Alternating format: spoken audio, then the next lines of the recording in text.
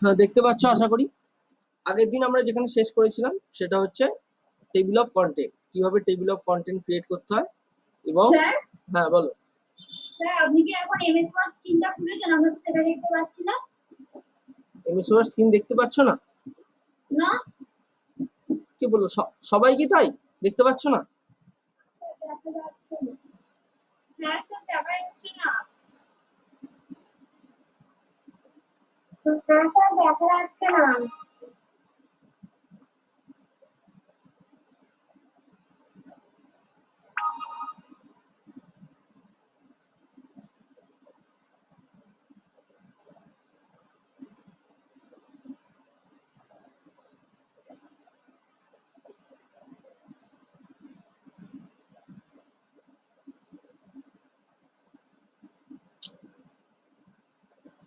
তো সেই মিররের রং এরর আসছে রে,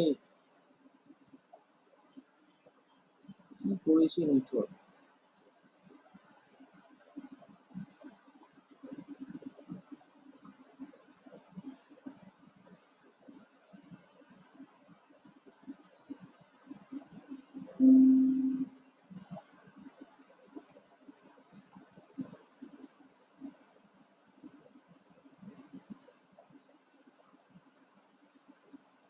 এবার দেখো, দেখতে পাচ্ছ? হ্যাঁ স্যার। ঠিক আছে। হ্যাঁ পাচ্ছি দেখতে। আচ্ছা, দেখো আগের দিন টেবিল অফ কন্টেন্টস এর এই জায়গাটা দেখিয়েছিলাম, এই জায়গাটা বুঝিয়েছিলাম।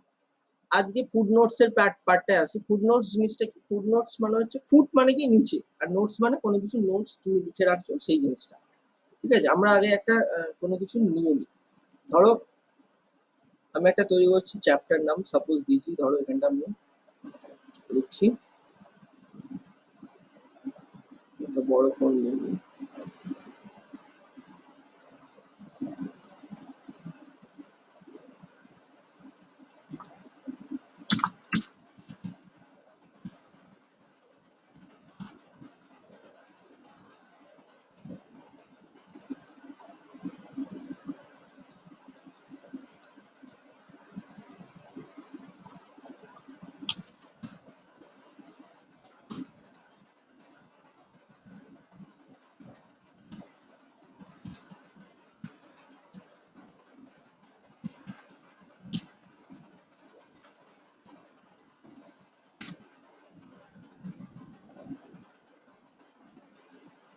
দেখো আমরা এখানে কি করলাম, একটা টেক্সট নিয়েছি, রেফারেন্সে ফিরে আসি। দেখতে পাচ্ছ তো সবাই? হ্যালো? আচ্ছা, এবার ফুড নোটসটা হচ্ছে, ধরো আমি একটা পেজ যখন লিখছি, পেজের মধ্যে কিছু তো কঠিন ওয়ার্ড থাকে। সেই কঠিন ওয়ার্ডগুলোর মিনিং কি হয়, 1 2 3 বা ABCD করে এই নিচের দিকে ফুড সেকশনে লিখে দেওয়া হয়, তাই তো? এবার ধরো এখানটা যেমন দেওয়া আছে যে, এখান থেকে ধরো একটা যে কোনো একটা কঠিন ওয়ার্ড নাও। আচ্ছা, ধরো আমি এটা নিচ্ছি অ্যাপেয়ার। ঠিক আছে, এই অ্যাপেয়ার্স ওয়ার্ডটা দেখতে পাচ্ছ, আবির্ভূত হওয়া, অ্যাপেয়ার্স মিন্স আবির্ভূত হওয়া। তো আমি কি করলাম, জাস্ট অ্যাপেয়ার্স ওয়ার্ডটাতে এই যে ওয়ার্ডটা দেখতে পাচ্ছ সবাই, এই ওয়ার্ডটা সাইডে নিয়ে এলাম কার্সারটা। কার্সারটা করে কি করলাম, আমি ইনসার্ট ফুড নোট করছি, 1 নাম্বার মারলাম। সঙ্গে সঙ্গে দেখো ওইখানটা এক হয়ে গেছে, অ্যাপেয়ার্সটার জায়গায় এক হয়ে গেছে, আর এইখানটা একটা 1 নাম্বারের নোটস এসছে। এইখানটা একটা 1 নাম্বারের নোটস এসছে। ভালো করে দুটো জিনিস লক্ষ্য করো। যখনই আমার 1 নাম্বারের নোটস এলো, আমি লিখলাম কি অ্যাপিয়ার, APPEAR, অ্যাপিয়ার দিয়ে আমি লিখছি যে অ্যাপিয়ার মিন্স হচ্ছে কি লিখবো, বাংলায় লিখছি। হ্যালো?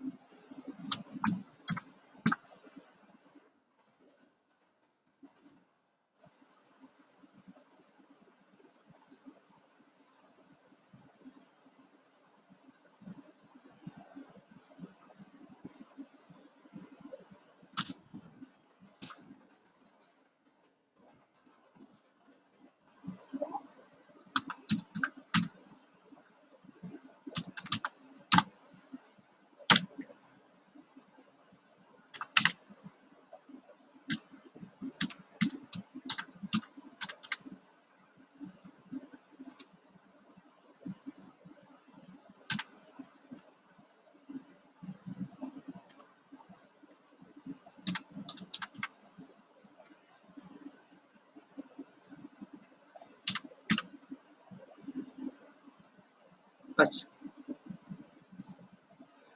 দেখতে পাচ্ছ সবাই এটা? হ্যাঁ বলো বলো। ফাইলটা কিভাবে ট্রান্সফার করবে?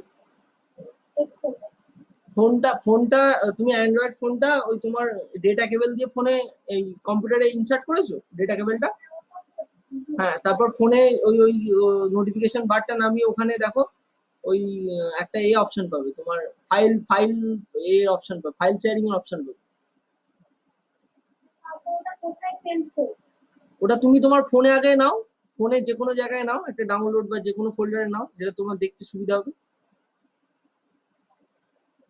এবার নিয়ে ওইটাকে এবার তুমি ফোন থেকে দেখে নিয়ে সেন্ড করো আমার হোয়াটসঅ্যাপে, ঠিক আছে? হোয়াটসঅ্যাপে সেন্ড করো। আচ্ছা, এবার একটা জিনিস লক্ষ্য করো, সবাই দেখছো এটা? দেখতে পাচ্ছ তো? দেখো আমি অ্যাপেয়ার্সটার কাছে কি করেছি, 1 নাম্বার একটা ফুড নোট দিয়েছি, তাই তো? 1 নাম্বার একটা ফুড নোট দিয়েছি, তাতে কি লিখেছি? অ্যাপেয়ার মানে কি? আবির্ভাব বা উপস্থিতি, তাই তো? এবার দেখো এইখানটা যখনই তুমি দেখতে পাচ্ছ, এখানটা যখনই তুমি পড়তে পড়তে কার্সারটা নিয়ে যাবে তখন কি দেখাচ্ছে? ধরো এটা কঠিন, মানে একটা বাচ্চা বুঝতে পারছে না, তখন তাকে সে কি দেখতে পাচ্ছে যে অ্যাপেয়ার মানে হচ্ছে আবির্ভাব বা উপস্থিতি। বলো, বুঝতে পেরেছো এইটা? হ্যালো,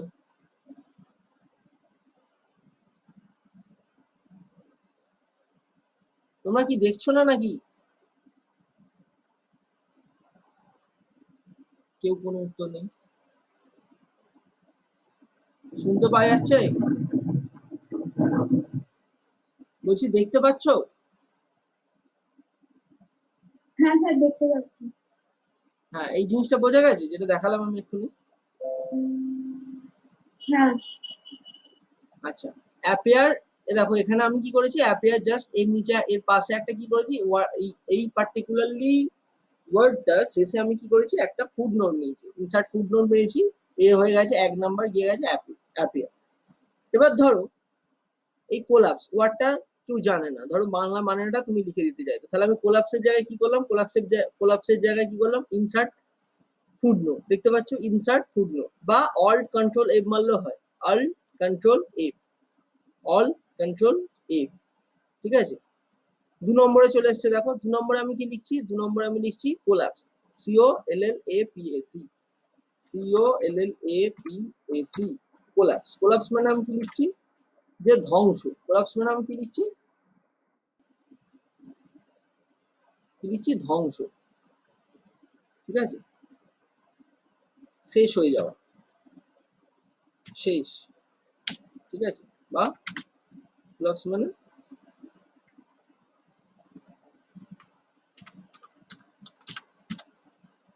ধ্বংস, ঠিক আছে? দেখা গেছে? হ্যাঁ স্যার। আচ্ছা, এবার দেখো আমি কোলাপস, দেখো 2 নম্বরে কোলাপস হয়ে আছে, তাহলে কি এই 2 নম্বরের জায়গায় যখনই নিয়ে যাবো তখন দেখা যাচ্ছে কোলাপস মানে শেষ বা ধ্বংস। তাহলে এই ধরনের ফুড নোটস গুলো আমরা কোথায় রাখতে পারবো? এই সমস্ত লেখাগুলোর মধ্যে। তাহলে এবারে তুমি আমাকে জিজ্ঞাসা করবে যে তাহলে এই ফুড নোটস গুলো ডিলিট করবো কি করে? দেখো এখানে বাই ডিফল্ট কি হয়ে আছে, এটা 2 নম্বর হয়ে আছে। এরপর যখনই আমি যে কোনো একটা ওয়ার্ডের কাছে, ধরো কিওয়ার্ডের কাছে যদি আমি করি, ডকুমেন্ট, এই ডকুমেন্টের কাছে আমি যদি নিয়ে আসি, তাই যদি ইনসার্ট ফুড করি, এটা কি হয়ে যাবে, 3 নম্বর হয়ে যাবে, ঠিক আছে? তাহলে আমি এখানটা লিখতে পারি ডকুমেন্ট, ঠিক আছে? ডকুমেন্ট মানে আমি ধরো দিয়ে দিলাম ইনফরমেশন, আমি ইংলিশে লিখছি ইনফরমেশন, ঠিক আছে? বা তথ্য।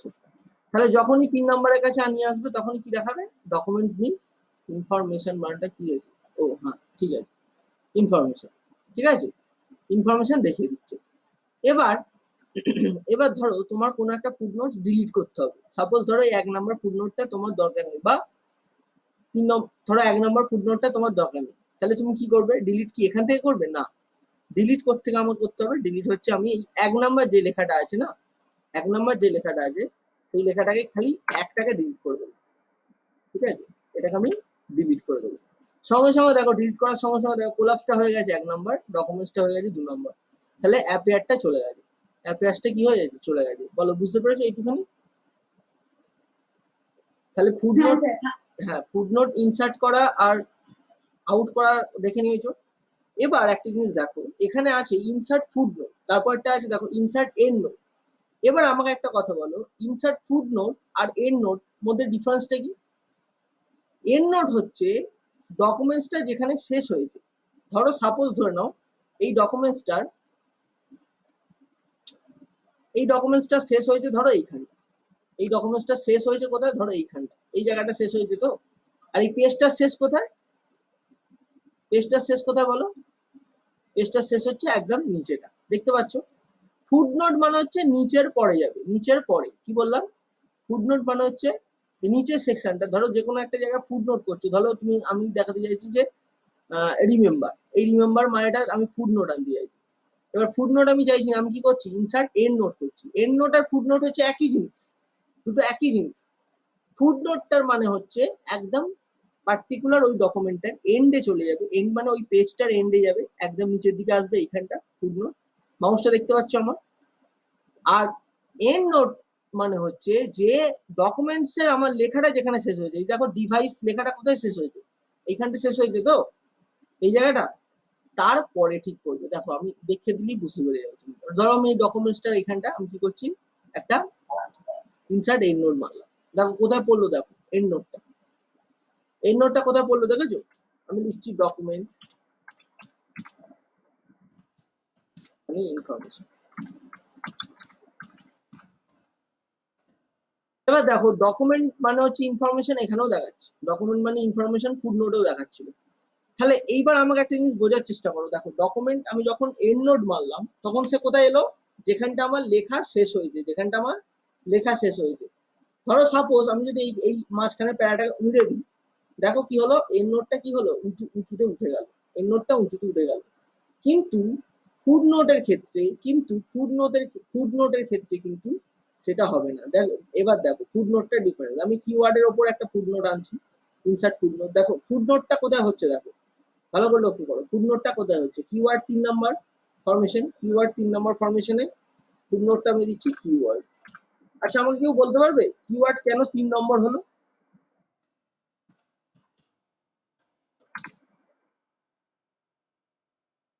বলতে পারবে? হ্যালো? হ্যাঁ, কারণ আগে আমি তো অলরেডি দুটো নিয়ে নিয়েছি, দেখো 1 2 কোলাপস নো আছে না এই প্রথম পেজে, তাই 3 নম্বর হচ্ছে হচ্ছে কিওয়ার্ড, আমি নাম দিয়েছি টার্মস, কিওয়ার্ড মানে হচ্ছে নাম দিয়েছি টার্মস। তাহলে কিওয়ার্ডের কাছে নিয়ে গেলে দেখতে পাচ্ছ, মাউস নিয়ে গেলেই জাস্ট দেখা যাচ্ছে যে টার্মস। এবার আমাকে একটা কথা বলো, এখানে যখন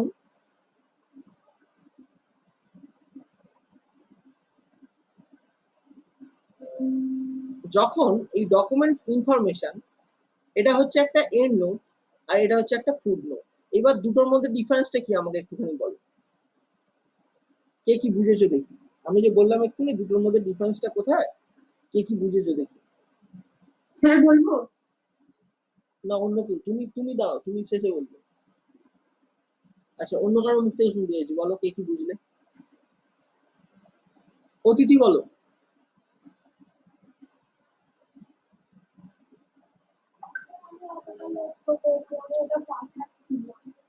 আচ্ছা পিয়া।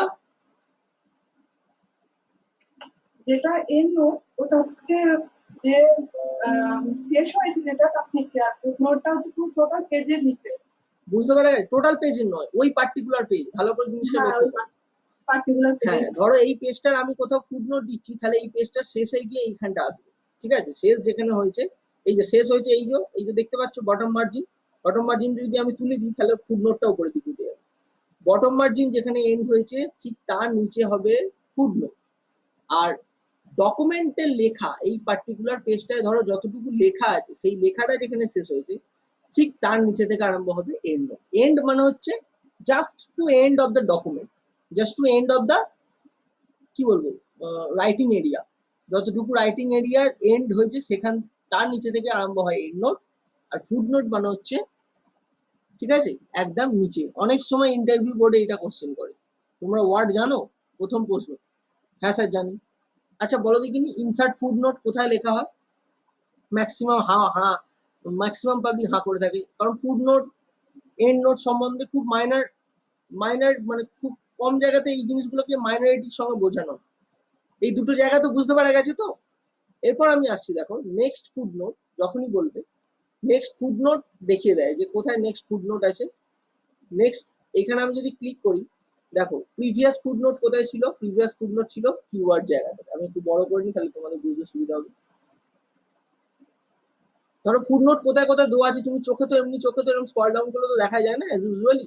তুমি ধরো দেখতে চাইছো যে প্রিভিয়াস ফুড নোট কোথায় কোথায় আছে, তাহলে প্রিভিয়াস ফুড নোট আমি ক্লিক করলাম, দেখো ডকুমেন্ট বলে লেখাটাতে আমি একটা ফুড নোট দিচ্ছি, সেটা দেখাচ্ছে। তারপরে দেখাচ্ছে আমি আরো প্রিভিয়াস ফুড নোট দেখতে চাইছি, প্রথম ফুড নোটটা আমি দিয়েছি কোলাপসে, তাহলে এইখান থেকে আমি দেখে নিতে পারবো, এখান থেকে আমি দেখে নিতে পারবো। শো নোটস, শো নোটস করলে দেখো এখানটা দেখাবে যে view footnotes area, view endnotes area. আমার যতগুলো ফুড নোট আছে সেগুলো দেখাবে, তাহলে আমি শুধুমাত্র ফুড নোট গুলো দেখতে চাইছি, দেখো এখান থেকে দেখিয়ে দিচ্ছে ফুড নোট গুলো। বুঝতে পারা গেছে, এইটা হচ্ছে সেকশন। তাহলে এই সেকশনটা ফুড নোটের সেকশনটা বুঝতে পারা গেছে। Total clear? সকলে ক্লিয়ার তো? আমাকে বলো, যে যে বুঝতে পারো শেষে বলো।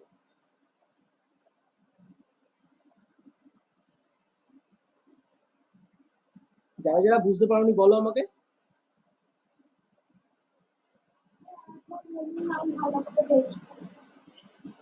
আচ্ছা, ধরো তুমি কোনো একটা রিপোর্ট লিখছো, কোনো একটা ধরো বইগুলো দেখেছো, বইগুলো ভালো করে লক্ষ্য করছো, বিশেষ করে বাচ্চাদের বই, যারা ধরো পড়াতে যাও, বাচ্চাদের অনেকে তো বাচ্চাদের পড়াতে যাও, তারা দেখবে যে বাচ্চাদের ইংলিশ বইগুলোতে বিশেষ করে যে ওয়ার্ড গুলো ধরো কঠিন ওয়ার্ড, ঠিক আছে, যেগুলো ধরো একটু টাফ ওয়ার্ড, সেই ওয়ার্ড গুলো কি করা হয়, তার ওয়ার্ডের পেছন দিকে বা সামনের দিকে হতে পারে, বা শেষের ওয়ার্ডটা পার্টিকুলারলি শেষের দিকে হতে পারে, কি হয় এক দিয়ে তার নিচে ওই পেজটার নিচের দিকে মানেগুলো লেখা থাকে। এটা কোনোদিন লক্ষ্য করেছো? আগে হ্যাঁ কি না বলো। লক্ষ্য করেছো? হ্যালো? হ্যাঁ, এবার সেই জিনিসগুলো অ্যাড করার জন্য আমাদের নিয়ম হচ্ছে ইনসার্ট ফুড নোট আর insert endnote. Endnote হচ্ছে আমি যখন ইনসার্ট করব তখন সেটা যেখানটা ওয়ার্ড আমার ডকুমেন্টসটা লেখা শেষ হয়ে যায়, অর্থাৎ এখানে লেখা শেষ হয়ে যায়, ঠিক তার নিচে থেকে আরম্ভ হবে এন্ড নোট। আর যেখানটা আমার ফুড নোট মানে হচ্ছে পেজটার শেষের দিকে। এইবার দেখো আমি যদি যে কোনো একটা ওয়ার্ডকে আমি ধরো ইনসার্ট করাচ্ছি, ধরো এখানে ধরো 2 নম্বর ডকুমেন্টস তো নেওয়া হয়ে গেছে, আমি ধরো এইখানটা আরেকটা প্রথমে করাচ্ছি, ধরো থিমস, এই ওয়ার্ডটার উপর আমি কি করছি, একটা এন্ড নোট লাগাতে চাইছি, তাহলে ফুড নোট লাগাতে চাইছি, তাহলে কি করলাম, আমি ইনসার্ট ফুড নোট করলাম। দেখো সঙ্গে সঙ্গে কি হলো, 1 নম্বরটা ছেড়ে দিয়ে ওরা 2, 3 হয়ে গেছে, আর এদিকে শেষেরটা 4 হয়ে গেছে। ভালো করে লক্ষ্য করো, দেখো 4 হয়ে গেছে। তাহলে কি অটোমেটিক্যালি নাম্বার গুলো চেঞ্জ হয়ে যাচ্ছে, তোমাকে চেঞ্জ করতে হচ্ছে না। এবার এটা কি লিখেছিলে তুমি, এটা 1 নম্বরটা দিয়েছিলে তুমি থিমস, তাহলে লেখো এখানটা THEMES, থিমস, থিমস। এবার থিমস, থিমস এর মানে ওখানটা লিখে দিতে হবে। থিমস এর মানে ধরো ডিফল্ট, ডিফল্ট ওয়াই স্টাইলস, ডিফল্ট স্টাইলস। তাহলে থিমস মানে হচ্ছে ডিফল্ট স্টাইলস যেগুলো দেওয়া থাকে, দেখবো আমরা ফোনে থিম ইউজ করি, থিমস এর মানে হচ্ছে ডিফল্ট স্টাইলস। ডিফল্ট মানে যেটা অলরেডি দেওয়া আছে, তোমাকে ইনসার্ট করতে হচ্ছে না কোথাও থেকে। থিমস বিভিন্ন জায়গা থেকে আবার ডাউনলোডও করা যায়। তো থিমস ডিফল্ট স্টাইল, এটা আমি 1 নম্বরে দিয়ে দিচ্ছি। দেখো 1 নম্বরের কাছে নিয়ে গেলেই মাউসটা এখানটা দেখাবে themes default style, just mouse নিয়ে গেলেই দেখাচ্ছে। এটাকে বলা হয় নোট সিস্টেম, ফুড নোট, ঠিক আছে।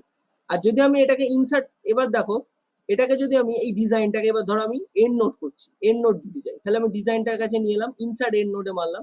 এন্ড নোটটা দেখো ডকুমেন্টসটা যেখানে শেষ হয়েছে, ডকুমেন্টসের লেখাটা যেখানে শেষ হয়েছে, ভালো করে লক্ষ্য করো, আমি কোথায় মেরেছিলাম ডিজাইনটা, এইখানটা মেরেছিলাম এই পেজে, কিন্তু লেখা কোথায় শেষ হয়েছে বাবা, লেখা তো এই পেজে শেষ হয়নি, লেখাটা কি হয়েছে এই পেজেও কন্টিনিউ হয়েছে, কন্টিনিউ হয়ে শেষ হয়েছে কোথায়, এখানে। তাহলে এখানটা হয়ে যাবে ডিজাইন। এবার বলো দুটোর মানে বুঝতে পেরেছো, এন্ড নোট আর ফুল নোট?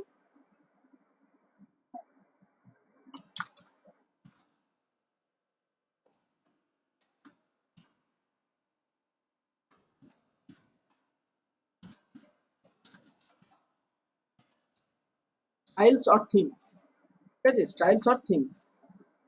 ডিজাইন মানে আমি বুঝলাম, স্টাইলস অফ থিমস। তাহলে এইটা হচ্ছে এন্ড নোট আর এটা হচ্ছে ফুড নোটের ডিফারেন্স। এবার ধরো অনেকে ভুলে যায় যে আমি ফুড নোটসটা কোথায় দিয়েছি, বা প্রথম ফুড নোটস কি দিয়েছিলাম, তখন সেখান থেকে কি আমাকে next footnote, previous footnote, next endnote, previous endnote এগুলো দেখা যায়। যখন যদি আমি ধরো নেক্সট ফুড নোটটা ক্লিক করি, আমাকে দেখাবে যে পরবর্তী ফুটনোট কোথায় দিয়েছিলাম, আমি 2 নম্বরে ফুটনোট দিয়েছিলাম। এই যে ডকুমেন্ট লেখাটা আছে, ডকুমেন্টস মানে হচ্ছে ইনফরমেশন, এটা আমি লিখে দিয়েছিলাম ফুটনোটে। আমি যদি এখান থেকে দেখো শো নোটস করি, এই কি করি আমি, যদি ধরো যদি আমি করি যে next endnote, next endnote আর নেই, 2 নম্বরই এন্ড নোট শেষ, আর এন্ড নোট আমি লিখিনি তো শেষ, আর দেখাচ্ছে না। এবার যদি আমি ধরো প্রিভিয়াস ফুটনোট করি, প্রিভিয়াস ফুটনোট দেখো 4 নম্বরে ফুটনোট দেখাচ্ছে কিওয়ার্ড, দেখো এখানে আমি কিওয়ার্ড মানে টার্মস লিখে দিয়েছি, ছোট ছোট টার্মস গুলোকে বলা হয় কিওয়ার্ড। ক্লিয়ার? এবার শো নোটসে যাব, শো নোটসে গিয়ে আমি দিলাম যে view endnote, view endnote, যতগুলো এন্ড নোট হয়েছে দেখিয়ে দিচ্ছে, দেখো এন্ড নোট এই দুটো হয়েছে, ঠিক আছে, এন্ড নোট দুটো হয়েছে সেটা দেখিয়ে দিচ্ছে। শোতে যাব, শোতে গিয়ে আমি লিখলাম ভিউ ফুড নোটস, ওকে মারলাম, দেখো যতগুলো ফুড নোট হয়েছে এখান থেকে দেখিয়ে দিচ্ছে, ঠিক আছে, এখানে একটা হয়েছে 3টে আর এখানে একটা 4টে। বলো এন্ড নোট আর ফুড নোটটা বোঝা গেছে? ক্লিয়ার সকলের? very clear. নেক্সট পার্ট, এরপর দেখো এই যে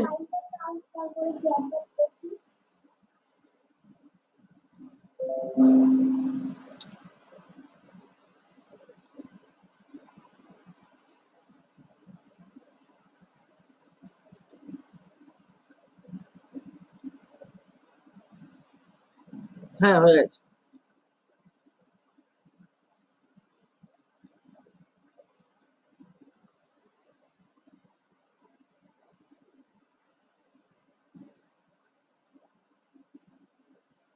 ঠিক আছে আমি আসছি এটা। আচ্ছা, যেখানে ছিলাম আসি ওয়ার্ডে।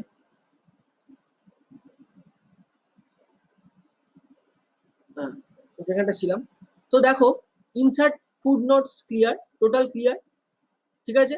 নেক্সট স্টেপ আমরা এগোচ্ছি, দেখো এরপর আছে স্মার্ট লুকআপ।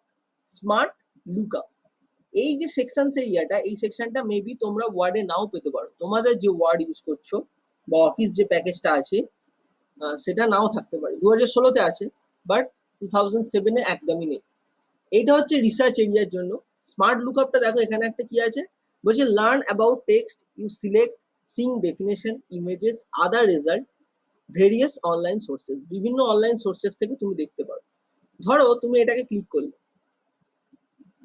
ক্লিক করার সঙ্গে সঙ্গে দেখো ডান দিকে একটা এক্সপোর্ট খুলেছে। এবার তুমি ধরো একটা জিনিস দিলে, সাপোজ ধরো তুমি একটা এখান থেকে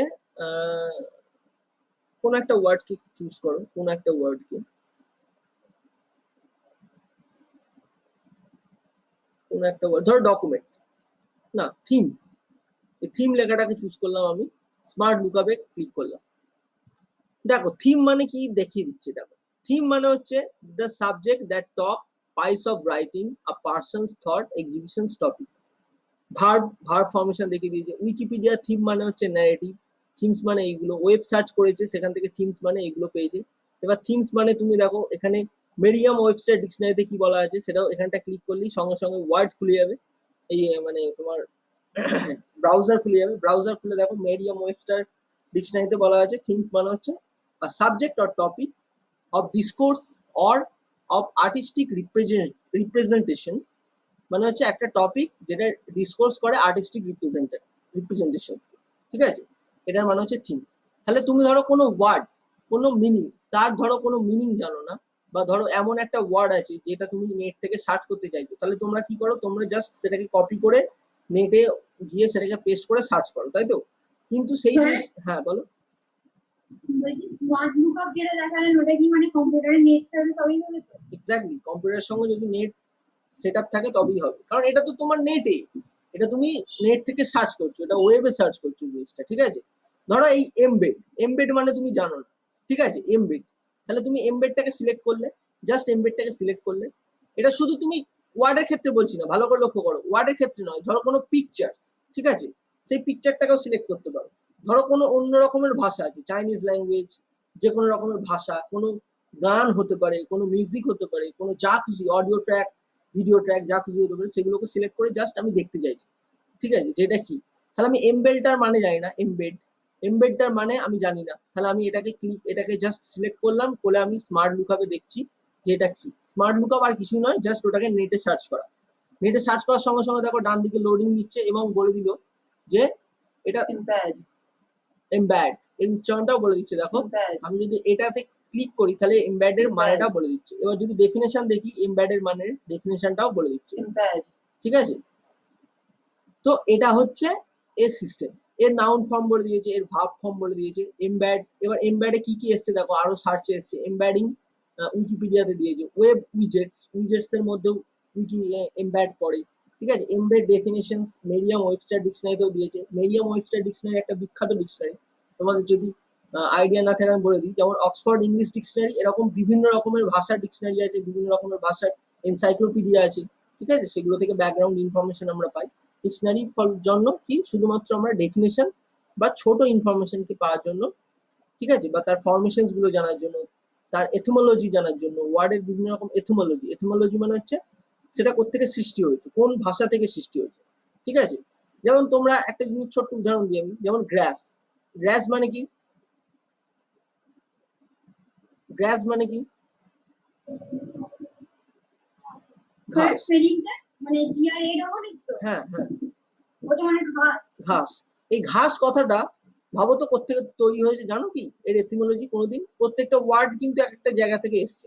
ঠিক আছে, যদি কোনোদিন এথিমোলজি নিয়ে পড়াশোনা করো ইংলিশ ওয়ার্ডের, এটা ইংলিশ লিটারেচার একটা সেকশন, তাহলে তুমি সেখানে দেখতে পাবে যে ওয়ার্ডটা পার্টিকুলারলি কোন জায়গা থেকে তোলা হয়েছে। এটা কি অ্যাংলো স্যাক্সন যুগের ওয়ার্ড, না এটা কি ওল্ড ইংলিশের ওয়ার্ড, না এটা কি তোমার বিভিন্ন যুগ ভাগ করা হয় লিটারেচারের ক্ষেত্রে, আমি সেসব জায়গায় আসছি না। এবার ধরো এই ঘাস, গ্রাস ওয়ার্ডটা কিন্তু ঘাস কথা থেকে এসছে। ঠিক আছে, ঘাস কথাটা একদম পাতি বাংলা ওয়ার্ড। ঠিক আছে, সেখান থেকেই এসছে। অ্যাকচুয়ালি বিদেশিরা এসে বলতো এখানে, আমরা বলতাম ঘাস কাটতে গেছে, ঘাস ঘাস। ওরা তো ঘাস উচ্চারণ করতে পারতো না, ওরা বলতো ঘ্যাস ঘ্যাস। সেই ঘ্যাস ওয়ার্ডটা থেকে গ্রাস ওয়ার্ডটা এসছে, আর সেইখান থেকে ইংলিশে ট্রান্সলেট হয়ে গেছে গ্রাস। তো এইভাবে কিছু ওয়ার্ড, যেমন রেস্টুরেন্ট, রেস্টুরেন্ট, ঠিক আছে। তারপর যে যে সমস্ত ওয়ার্ড গুলো, এগুলো সব স্পেন থেকে এসছে, হেভি হেভি ওয়ার্ড এগুলো। মাঞ্চুরিয়ান, ঠিক আছে, চিকেন ললিপপ, এই ধরনের ওয়ার্ড গুলো, যত সব ডিশেস এর ওয়ার্ড গুলো, সেগুলো সব ম্যাক্সিমাম এসছে ফ্রেঞ্চ থেকে। ঠিক আছে, ফ্রেঞ্চ রাশিয়ান ল্যাঙ্গুয়েজ থেকে কিছু এসছে। যত ধরনের যে তোমার সেন্টের যে সমস্ত কথাবার্তা, পারফিউম, ঠিক আছে, পারফিউমের যে যত রকমের ওয়ার্ড গুলো, সেগুলো সব এসছে এই রাশিয়া ফ্রেঞ্চ থেকে। এরকম বিভিন্ন জায়গা থেকে জিনিসগুলো আমরা জানতে পারি এই মেরিয়াম ওয়েবস্টার ডিকশনারির মধ্যে থেকে। যদি তোমরা পরবর্তীকালে রিসার্চ পাঠে যাও, তখন তোমাকে ওয়ার্ড সম্বন্ধে জানতে হবে, যে পার্টিকুলারলি ওয়ার্ড গুলো কোত্থেকে এসছে। ঠিক আছে, ধরো আমি একটা ওয়ার্ড দিলাম, তোমরা এখানে কেউ জানো না। এই যে আগের দিন আমাকে অনেকেই জিজ্ঞাসা করছিল যে বিবলিওগ্রাফি, এই ওয়ার্ডটা দেখতে পাচ্ছ সবাই, বিবলিওগ্রাফি। আমরা কেউ জানি না বিবলিওগ্রাফি ওয়ার্ডটার মানে। ঠিক আছে, বিবলিওগ্রাফি, বিবলিওগ্রাফি ওয়ার্ডটা খুব পরিচিত একটা ওয়ার্ড, অনেকের কাছে নাও পরিচিত থাকতে পারে। সাইটেশন এন্ড বিবলিওগ্রাফি, বিবলিওগ্রাফি মানে হচ্ছে রেফারেন্স, যে কোন জায়গা থেকে তুমি নিয়েছো সেটার রেফারেন্স দেবো একটা। ঠিক আছে, এবার বলতে পারো বিবলিওগ্রাফি নিয়ে পড়াশোনা করা হয়। বিবলিওগ্রাফি একটা ইন আদার্স একটা সাবজেক্ট। এই সাবজেক্টটা পড়ানো হয় লাইব্রেরি ইনফরমেশন সাবজেক্টে। আমি নিজে পড়ে এসেছি এই পার্টিকুলারলি সেকশনটা নিয়ে। তো আমি বিবলিওগ্রাফিটা নিয়ে ধরো জানি না, আমি কি করলাম, স্মার্ট লুকআপে সার্চ করলাম। দেখো সঙ্গে সঙ্গে বিবলিওগ্রাফিটার ওয়ার্ডটার সঙ্গে সঙ্গে দেখো এখানে কিছু দিয়ে দিয়েছে। এখানে দেখো বিবলিওগ্রাফি দিয়ে দিয়েছে অ্যানসিয়েন্ট গ্রিক ওয়ার্ড। কোত্থেকে এসছে? From ancient Greek. দেখতে পাচ্ছ, আমি এক্ষুনি যে এথিমোলজি নিয়ে বলছিলাম না, কোত্থেকে এসছে দেখতে পাচ্ছ? কোত্থেকে দেখো, বিবলিওগ্রাফিক ফ্রম অ্যানসিয়েন্ট গ্রিক। দেখতে পাচ্ছ এই ওয়ার্ডটা? সবাই দেখতে পাচ্ছ কি? হ্যাঁ, তো এটা এসছে বিবলিওগ্রাফিক অ্যানসিয়েন্ট গ্রিক থেকে। কি নাম আমি বলে দিই, এটা গ্রিক ওয়ার্ড, অ্যাকচুয়ালি এটা গ্রিক ওয়ার্ড। এর নাম হচ্ছে, এটা বিবলিয়ন থেকে এসছে। কি নাম বললাম? বিবলিয়ন, BIBLION। এই যে গ্রিক ল্যাঙ্গুয়েজ এটা লেখা আছে। ঠিক আছে, এই যে বিবলিয়ন, এটা মানে হচ্ছে বিবলিয়ন। বিবলিয়ন মানে হচ্ছে বই, বিবলিয়ন মানে হচ্ছে বই। আর গ্রাফি মানে হচ্ছে তার মধ্যে থাকা ইনফরমেশন, তার মধ্যে থাকা ইনফরমেশন, বা গ্রাফি মানে রাইটিংও বলতে পারো, কোনো কিছু লেখা। তাহলে বিবলিওগ্রাফি মানে হচ্ছে বই থেকে নিয়ে কোনো কিছু লেখা এবং তার রেফারেন্সটা তুলে দেওয়া, সেটাকেই বলা হয় bibliography. In library science, library on information সায়েন্সে বিবলিওগ্রাফি একটা পুরো আলাদা সেকশন, যেখানে বইয়ের সম্বন্ধে ইনফরমেশন নেওয়া হয়, তাকেই বলা হয় বিবলিওগ্রাফি। বইটা কেমন, তার আকার কি, তার বিভিন্ন রকম, একটা বইকে বিভিন্ন রকম জিনিস দিয়ে পরিচয় করা যায়, সেটাই হচ্ছে তার বিবলিওগ্রাফি। তার জ্যাকেট দিয়ে, তার টেক্সচুয়াল ক্রিটিসিজমস দিয়ে, এই যে রেক্টো ভার্সো, এই ধরনের জিনিসগুলো তোমরা নতুন নতুন শিখবে পরবর্তীকালে। সাইফাই একটা আলাদা, সাইফাই হচ্ছে একটা সোশ্যাল, কি বলবো, সোশ্যাল সায়েন্সের একটা গেটওয়ে। এগুলো পরে আসবে, জানতে পারো পরবর্তীকালে। তো এই জিনিসগুলো হচ্ছে তোমার রিসার্চ এরিয়ার ক্ষেত্রে কাজে লাগবে। যত আস্তে আস্তে নিজেদের ফিল্ডে বড় হতে থাকবে, যত আস্তে আস্তে আপার লেভেলে যেতে থাকবে, তখন এই জিনিসগুলো কাজে লাগবে। ক্লিয়ার? রিসার্চ স্মার্ট লুকআপটা আমি খুব সরল মানে একদম সাদাসিধে ভাবে বলে যাচ্ছি রেফারেন্স সেকশন। এরপর দেখো আসছে খুব গুরুত্বপূর্ণ, খুব খুব গুরুত্বপূর্ণ, সেটা হচ্ছে সাইটেশন অ্যান্ড বিবলিওগ্রাফি।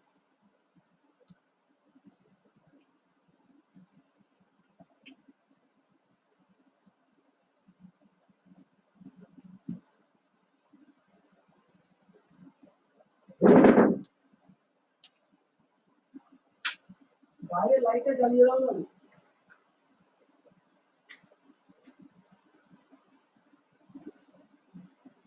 আচ্ছা, সাইটেশন অ্যান্ড বিবলিওগ্রাফিতে যেটা আছে, যে সেকশনটা সবাই দেখতে পাচ্ছ তো? হ্যালো, সবাই দেখতে পাচ্ছ আশা করি। দেখো, সাইটেশন অ্যান্ড বিবলিওগ্রাফি সবচেয়ে গুরুত্বপূর্ণ একটা পার্ট রেফারেন্স সেকশনের, সবচেয়ে গুরুত্বপূর্ণ। আর তোমার রিসার্চ বলো বা বিভিন্ন পেপার লেখার সময় এই জায়গাটা কাজে লাগবেই লাগবে, এই জায়গাটা কাজে লাগবেই লাগবে। ধরো তুমি একটা নেট থেকে কোনো কিছু ইনফরমেশন নিয়েছো, আমি নেটে যাই, গুগলে যাই, গুগলের পেজ থেকে যাই, আমি ধরো বিবলিওগ্রাফিটা, আজকে ওয়ার্ডটা বিবলিওগ্রাফি নিয়ে একটুখানি দেখা যায়, বিবলিওগ্রাফি নিয়ে আমি সার্চ করলাম।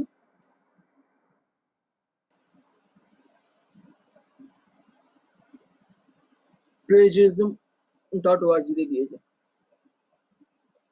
Understanding plagiarism. এই ওয়ার্ডটা সম্বন্ধে কারো ধারণা আছে? প্লেজারিজম কি? PLAGIRAGIARISM, জানো কেউ প্লেজারিজম? জানো কি? ওরে, কিছু জিনিস শেখাচ্ছি, সে কাজে লাগবে তোকে। প্লেজারিজম জানিস কিছু? প্লেজারিজম মানে হচ্ছে চুরিবিদ্যা। এই যে আমরা যেখান থেকে খুশি কপি করে দিই না, নেট থেকে, এ থেকে, ও থেকে, ঠিক আছে, এই জিনিসটা যাতে না হয় তার জন্য একটা সফটওয়্যার তৈরি করা হয়েছে, সেটাকে বলে প্লেজারিজম সফটওয়্যার। প্লেজারিজম আর কিছুই নয়, যে কোনো ইনফরমেশনের মধ্যে কতটা সত্যতা আছে এবং কতটা কোত্থেকে, কে কোথায় থেকে কতটা জল মিশিয়েছে সেটা দেখার জন্য আমরা প্লেজারিজমের উপর ডিপেন্ড করি। এই সফটওয়্যারটা আমাদেরই তৈরি করা, আমাদের মতো যারা, ধরো যারা ইনফরমেশন সায়েন্টিস্ট বলতে পারো বা যারা ডেটা সায়েন্স নিয়ে কাজ করছে, তারা তৈরি করেছে। ইনফরমেশন সেকশনের পার্ট এটা। প্লেজারিজম কখন দেখা হয়? যখন তুমি একটা রিসার্চ টপিক জমা দিচ্ছ না, তখন সেইটা তুমি বিদেশের কোনো জার্নালে প্রকাশ করতে গেলে ওরা প্লেজারিজম সফটওয়্যার আগে চেক করবে। চেক করবে এই কারণে, কারণ তুমি অন্য কারোর লেখা সেখানে কি করতে পারো, এসে জুড়ে দিতে পারো, ঠিক আছে? সেই লেখাগুলো কি অন্য কোথাও থেকে, ধরো কেউ একটা কিছু লিখেছে, তুমি সেই লেখাটা জাস্ট কপি করে এনে পেস্ট করে দিয়েছো, তোমার লেখা নয়, নিজস্ব লেখা নয়। আমরা তো করি ইউজুয়ালি, স্কুলের বিভিন্ন রকম বলো বা কলেজের এতে আমরা করি তো, করে থাকি তো, হ্যাঁ কি না? হ্যাঁ স্যার করি তো। হ্যাঁ, কিন্তু এই করাটাও কিন্তু একদম মহা অপরাধ এবং এটার জন্য জেল পর্যন্ত হতে পারে। এটা কি কোনো আইডিয়া আছে তোমাদের কারণ? এর একটা সেকশনও আছে প্লেজারিজম। এমনকি তোমরা, তোমাদের এই কথাটা বলে দিই ফর ইউর কাইন্ড ইনফরমেশন, সেটা হলো প্লেজারিজম সফটওয়্যারে যদি একটা ছেলের বা মেয়ের দেখা যায় যে সে 65, এখন তো মানে 55 করে দিয়েছে, 55 থেকে 65% অন্য জায়গা থেকে টুকে বা ঝেড়ে বা কপি বা পেস্ট করে, একদম পাতি বাংলা ভাষা বলি, ঝেড়ে টুকেছে, তাহলে তার পিএইচডি থেসিস বলো বা তার রিপোর্ট বলো বা তার একাডেমিক কেরিয়ার পর্যন্ত ধ্বংস হয়ে যেতে পারে। সে ধরো পিএইচডি করছে, তার ডক্টরেট ডিগ্রি দেয় না অনেক ইউনিভার্সিটি, ডক্টরেট ডিগ্রিকেও ছিনিয়ে নেয়। বুঝতে পেরেছো? এতটা কঠিন, এতটা কঠিন। রিসার্চ এমনি কিন্তু ছেলে খেলার জিনিস নয়। রিসার্চ কাউকে করতে গেলে তার নিজস্ব টপিক নিয়ে যতটা সে রিসার্চ করেছে তার উপর লেখা হয় সবসময়। Research is a primary publication. Primary publication মানে কোথাও থেকে টোকা নয়, ঠিক আছে? সেকেন্ডারি মানে হচ্ছে টোকা। সেকেন্ডারি মানে হচ্ছে আমি এখান থেকে, ওখান থেকে, এই ওয়েবসাইট থেকে, ওই ওয়েবসাইট থেকে, এই কোথাও থেকে, মানে বিভিন্ন জায়গা থেকে নিয়ে কি করা হয়, সেটা টোকা হয়। স্যার, হ্যাঁ, স্যার বলছি আমাদের স্কুলে না কটা প্রজেক্ট দিয়ে আমি করেছি, মানে ওগুলো এখান থেকে ওখান থেকে তুলে দিবে বিভাগটা, তার জন্য কি মার্কস কাটবে? মানে এখন না, স্কুল লেভেলে কিছু করা হয় না ইউজুয়ালি, কিন্তু বিদেশের স্কুলগুলোতে এই ধরনের জিনিসগুলো এখন থেকে স্টার্ট করে দেওয়া হয়েছে। বিদেশের স্কুলে তোমরা এই ফেসটা পাবে, এই ধাক্কাটা খাবে তোমরা কলেজ লাইফে গিয়ে। কলেজ লাইফে গিয়ে হচ্ছে, কলেজও হয় না অ্যাজ ইউজুয়াল, এখন তো আমাদের এই কলেজগুলোতে তো হয় না, কিন্তু ধরো একটু হাইফাই কলেজ যেমন হচ্ছে ধরো খড়গপুর আইআইটি, ঠিক আছে, বা তুমি বলতে পারো আইআইএম কলেজগুলোতে, ইন্ডিয়ান ইনস্টিটিউট অফ ম্যানেজমেন্ট, বা আদার্স যে সমস্ত যাদবপুর ইউনিভার্সিটি, আমাদের ইউনিভার্সিটিতে, প্রেসিডেন্সিতে, ক্যালকাটার কয়েকটা সেকশনে, যখন ইউনিভার্সিটি লেভেলে চলে যাবে তখন কিন্তু গিয়ে ধাক্কা খাবে। ধাক্কা খাবে মানে ধাক্কা জোরালো খাবে। সেখান থেকে যদি কেউ ঝেড়ে ঝুড়ে এখান থেকে ওখান থেকে বাবা টুকে টাকে লেখে, তখন কিন্তু মাথা খারাপ করে দেবে, যদি না তার রেফারেন্স দেওয়া থাকে। আবার বলে দিই, রেফারেন্স দিতেই হবে। তুমি যেখান থেকে টুকতে পারো, হ্যাঁ তুমি সেখান থেকে নিতে পারো, নিয়ে নেই তো ইনফরমেশন লিখতে হবে তোমাকে, তাই না? তুমি সেখান থেকে নিতে পারো, কিন্তু তোমার একটা প্রপারলি বিবলিওগ্রাফি দিতে হবে, তার রেফারেন্সটা তুলে ধরতে হবে যে আমি এখান থেকে নিয়েছি। ক্লিয়ার? এবার সেই রেফারেন্সটা কিভাবে দেওয়া হয়? সেই রেফারেন্সটা দেওয়া হয়, আমি এবার আসছি ওয়ার্ডে, সেটা হয় সাইটেশন অ্যান্ড বিবলিওগ্রাফির মাধ্যমে। কি বললাম? সাইটেশন আর বিবলিওগ্রাফির মাধ্যমে। ধরো আমি এবার ফিরে যাই পড়াতে। ধরো বিবলিওগ্রাফি মানে আমি এই জিনিসটা টুকে দিচ্ছি এখান থেকে টুকে নিচ্ছি। এটা পাবলিশ করেছিল এইটা, দেখে নাও ভালো করে। আমি এখান থেকে দাঁড়াও, এটা এখানে সার্চ করবো, লিখছি গুগল স্কলার। গুগল স্কলার সম্বন্ধে কজনের আইডিয়া আছে?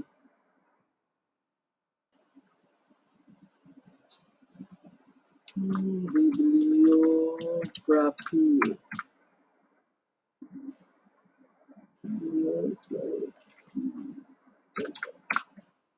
Bibliography, bibliography. দেখো, গুগল স্কলার হচ্ছে এমন একটা সেকশন যেখানে কিনা সমস্ত রিসার্চ এরিয়া, রিসার্চ পাবলিকেশন হয়ে থাকে। এই চ্যাপ্টারটার মূল্য 30 ইউরো। 30 ইউরো। ভালো করে দেখছো, এই যে রেফারেন্স গুলো দিয়েছে, দেখো প্রাইমারি সোর্স কোত্থেকে নিয়েছে, দেখো সবাই রেফারেন্স দিয়ে দিয়েছে। অ্যাড আপ Peter Kolas, edited and translated by অমুক, এখান থেকে নিয়েছে। তার পেজ নাম্বার দিয়ে দিয়েছে PL 178 পেজ, কলমস 9, এইখান থেকে একদম নিয়েছে, পুরো ছেপে দিয়েছে। ঠিক আছে, বিভিন্ন জায়গা থেকে যেগুলো নিয়েছে ইনফরমেশন সেগুলো দিয়ে দিয়েছে। আচ্ছা, স্যার ওই 30 ইউরো মূল্যটা আমাদের ভারতীয় মুদ্রায় কত? 30 × 72 বাই PDF। এই পিডিএফটা কিনতে গেলে দাম পড়বে, এটা খুলতে দিচ্ছে না কারণ এটা ডিজি স্কটের একটা এই দেখো এটা হচ্ছে কর্নেল ইউনিভার্সিটি প্রেস ছাপিয়েছে। যেমন অক্সফোর্ড ইউনিভার্সিটি প্রেস, অক্সফোর্ডের নাম শুনেছো তোমরা, ঠিক আছে, সেরকম কর্নেল ইউনিভার্সিটি প্রেস ছাপিয়েছে। এটা DOI ORG হয়। এই DOI, এই জিনিসগুলো সব কিছু বোঝার আছে, জানো তো, সব কিছু পড়াশোনার ব্যাপার আছে। DOI কি, DOI সেকশনটা তোমরা পরবর্তীকালে পড়বে, নেটওয়ার্কিং এরই পার্ট এটা একটা। আমি তোমাদের নেটওয়ার্কিং একটা চ্যাপ্টার গিয়ে শেষ করে দিয়েছি। এরপরে এই DOI এইগুলো সব আছে, ঠিক আছে, ঠিক আছে। মডিউল পড়তে হবে, বিভিন্ন রকম মডিউল, কত ধরনের মডিউল আছে, পড়াশোনা প্রচুর, পুরো ম্যাথামেটিক্স ভেতরে, ঠিক আছে। যত তোমরা ভেতরের দিকে ঢুকবে তত এই জিনিসগুলো দেখতে পাবে। আচ্ছা, আমি এটা তো খুলছে না, এটা তো $30 চেয়ে বসে আছে, 30 ইউরো। আমি অন্য কিছু একটা নিই, ফ্রি PDF কোথায় পাওয়া যায়? ধরো স্ট্যাটিস্টিক্যাল বিবলিওগ্রাফি, হ্যাঁ রিসার্চ গেট, এখান থেকে পেয়ে যাচ্ছি। রিসার্চ গেট থেকে আমি এটা নামিয়ে নিলাম এবং এটাকে আমি ওপেন করছি। দেখো, এইটা স্ট্যাটিস্টিক্যাল বিবলিওগ্রাফি সম্বন্ধে বলেছে, ঠিক আছে। এই যে EW হিউম এই কথাটা প্রথম ব্যবহার করেছিল স্ট্যাটিস্টিক্যাল বিবলিওগ্রাফি। আমি এসব যাচ্ছি না, আমি ধরো এটাকে জাস্ট কপি করছি, এখান থেকে জাস্ট কপি করলাম, এতটা কপি করলাম, কপি করে আমি যে আমার প্রজেক্টটা তৈরি করছিলাম সেটাতে পেস্ট করলাম। ভালো করে বোঝো আমি কি করছি, দেখো ভালো করে। কন্ট্রোল এন্টার মারছি, পরে পেজে আসছি, আমি পেস্ট করে দিই। পেস্ট করার সঙ্গে সঙ্গেই দেখো আমি যে এটা কোত্থেকে নিয়েছি সেইটার আমাকে কি করতে হবে, সাইটেশন তৈরি করতে হবে, আর তার টেক্সট সাইটেশন দিতে হবে, বা ইনলাইন সাইটেশন বলা হয়, আর একটা বিবলিওগ্রাফি দিতে হবে। কি বললাম? একটা টেক্সট সাইটেশন দিতে হবে, একটা হচ্ছে বা ইনলাইন সাইটেশন বলে, আর একটা হচ্ছে বিবলিওগ্রাফি। এবার সেটা হয় তোমার একটা, এই যে বিবলিওগ্রাফি যেটা বললাম না তোমাকে, আমি যে রেফারেন্স, এই রেফারেন্সটা তোমাকে দিতে হবে কি একটা নির্দিষ্ট স্টাইলে, নির্দিষ্ট স্টাইল মেনটেন করে, নির্দিষ্ট স্ট্যান্ডার্ড মেনটেন করে। মানে যাতা ভাবে লিখে দিলাম আমি হবে না। কথাটা বুঝতে পারছো আমি কি বলছি? তুমি ধরো এটা নিয়েছো কোত্থেকে, তুমি ধরো এটা নিয়েছো একটা ওয়েব সোর্স থেকে, একটা ওয়েব সোর্স থেকে। সেই ওয়েব সোর্সটা কি, সেই ওয়েব সোর্সটা হচ্ছে ধরো এইটা রিসার্চ গেটের এই এই ডকুমেন্টসটা থেকে তুমি নিয়েছো। এবার আমি এই ডকুমেন্টসটা যখনই ওপেন করব, এই ডকুমেন্টসটা, এটাকে এন্ডিং করে দেন আমি, এটা যখনই আমি ওপেন করব দেখো এখানে কি দেখাচ্ছে, এই ডকুমেন্টটা অরিজিনালি পাবলিশ কোথায়, জার্নাল অফ ডকুমেন্টেশন। এই জার্নালটা পাবলিশ হয়েছিল 25 নম্বর ভলিউম, 4 নাম্বার, তার নাম্বার 4, অর্থাৎ 25 বছর, প্রত্যেক বছর একটা করে ভলিউম বেরোয়, তো 25 ভলিউমে তার 4 নাম্বার ডিসেম্বরে বেরিয়েছিল 1969 সালে। তার পৃষ্ঠা কত, 348 থেকে 349 পৃষ্ঠা। এই পৃষ্ঠা থেকে এইটা ডকুমেন্টসটা নেওয়া হয়েছে। বলো বুঝতে পারা গেছে কেসটা? এটা হচ্ছে রেফারেন্স। এবার এই রেফারেন্সটা তোমাকে লিখতে হবে। কোথায় লিখতে হবে, তোমার যে পার্টিকুলারলি যে কাজটা তুমি করছো সেইখানে লিখতে হবে। আমি আসবো, দেখো কিভাবে লিখতে হবে। দেখো ইনসার্ট সাইটেশনে আমি ক্লিক করলাম। ইনসার্ট সাইটেশনে দেখো লেখা দেখাচ্ছে add new source, add new placeholder. আমি নিউ সোর্সে ক্লিক করলাম। নিউ সোর্সে ক্লিক করতে দেখো book according to APA style দেখাচ্ছে। আগে আমি স্টাইলগুলো সম্বন্ধে বুঝিয়ে দিই। দেখো এখানে কি কি আছে, এপিএ 6th এডিশন আছে, শিকাগো 16th এডিশন আছে, 16তম এডিশন, জিবি 7714 এটা একটা স্ট্যান্ডার্ড, গোস্ট বলে একটা এটা স্ট্যান্ডার্ড, ঠিক আছে। আইএসও, আইএসও মানে হচ্ছে international standard of organization, ISO এটা একটা স্ট্যান্ডার্ড। এমএলএ স্ট্যান্ডার্ড আছে, এমএলএ এটা একটা স্ট্যান্ডার্ড, মালয়েশিয়া স্ট্যান্ডার্ড, ঠিক আছে। টার্বিয়ান স্ট্যান্ডার্ড, এরকম বিভিন্ন রকমের স্ট্যান্ডার্ড আছে, ঠিক আছে। এবার আমি APA standard, American psychological association, তাদের যে 6th এডিশন সেটাকে আমি চুজ করেছি। বোঝা গেল, ক্লিয়ার? এবার আমি ইনসার্ট সাইটেশনে যাব। ইনসার্ট সাইটেশনে গিয়ে অ্যাড নিউ সোর্স করব। নিউ সোর্স করলে দেখো, তুমি তো জানো না যে এপিএ স্টাইলে কিরকম ভাবে লিখতে হয়, তুমি কি জানো? হ্যালো, না স্যার জানি না। হ্যাঁ আমরা কেউ এখানে যাই না। আমি জানি কিভাবে লিখতে হয়, এপিএ স্টাইল কিভাবে লিখতে হয়, কারণ আমি অলরেডি ইউজ করে এসেছি। আমি তোমাদের একদিন দেখাচ্ছিলাম, আমার একটা প্রজেক্ট খুলে একদিন দেখাচ্ছিলাম যে ওখানে এপিএ তে আমি লিখেছি। তো এপিএ আমার জানা আছে, তাই আমার এসব লাগবে না। কিন্তু যাদের জানা নেই তারা কিভাবে লিখবে, তাদের লেখার জন্য এমএস ওয়ার্ড একটা অলরেডি শর্টকাট কি দিয়ে দিয়েছে, ঠিক আছে। কথায় একটা একটা কথা কান খুলে শুনে নাও, তুমি যখনই কোনো জার্নালে পাবলিশ করতে যাবে, তোমার যে কোনো লেখা তুমি যখনই পাবলিশ করতে যাবে, তখনই কিন্তু তারা তোমাকে শো অফ করবে, তোমাকে দেখাতে বলবে যে তুমি রেফারেন্স গুলো কোন কোন সেকশন থেকে নিয়েছো এবং কি ফলো করে দিয়েছো, কোন স্ট্যান্ডার্ড ফলো করেছো। তুমি তাদেরকে বলতে হবে, প্রথমে ইন্ট্রোডাকশন লেখা বলতে হবে যে আমার যা আমি কাজ করেছি, যা রিসার্চ করেছি, যে রিপোর্টটা আমি বার করছি, সেটা আমার এই এই জায়গাগুলো থেকে আমি নিয়েছি এবং এটা এপিএ স্টাইল অনুযায়ী রেফারেন্সিং করা আছে, অ্যাকর্ডিং টু এপিএ স্টাইল রেফারেন্সিংটা করা আছে, এটা বলে দিতে হবে পার্টিকুলারলি ইন্ট্রোডাকশন পেজে। আচ্ছা, এবার এপিএ স্টাইলের মধ্যে দেখো আমি বুক সিলেক্ট করেছি, তাহলে ওটা জার্নাল আর্টিকেল ছিল, তাহলে আমাকে জার্নাল আর্টিকেল সিলেক্ট করতে হবে। এবার জার্নাল আর্টিকেল অথরের নাম কি দেওয়া আছে, দেখো আমি অথরের নাম পাচ্ছি, ভালো করে লক্ষ্য করো তো। অথরের নাম, এখানে অথরের নাম,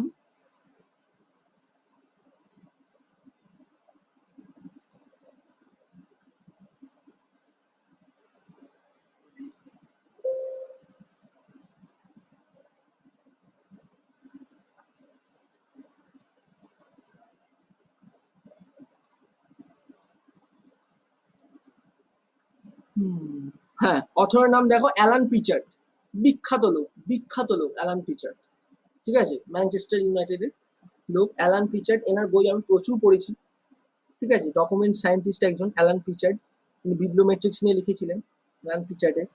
আচ্ছা, তো অ্যালান প্রিচার্ডের লেখা এটা।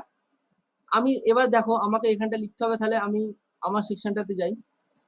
আচ্ছা, কি কি থেকে নিয়েছে দেখো, লিখেছে অ্যালান প্রিচার্ড, কোত্থেকে নেওয়া, অরিজিনালি পাবলিশ হয়েছিল জার্নাল অফ ডকুমেন্টেশন, এই জার্নালটাতে পাবলিশ হয়েছিল 25 নম্বর ভলিউম, 4 নাম্বার, তার number copy, issue copy 4 number, December এই তারিখে পাবলিশ করেছিল। আর এত নম্বর পেজ থেকে এত নম্বর পেজের মধ্যে এই জার্নালটা এসেছিল, বুঝতে পেরেছো? অরিজিনালি বুঝতে পারা গেছে, ক্লিয়ার? এবার আমাকে সেটা লিখতে হবে।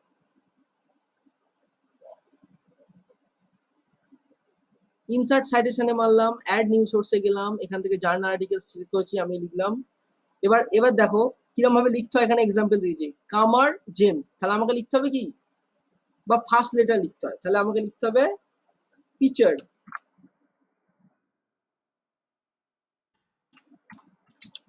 পিচার্ড। অ্যালানের শুধু এটা নেবো, কি বললাম বুঝতে পারা গেছে? অ্যালানের এটা নেবো, ঠিক আছে, অ্যালান।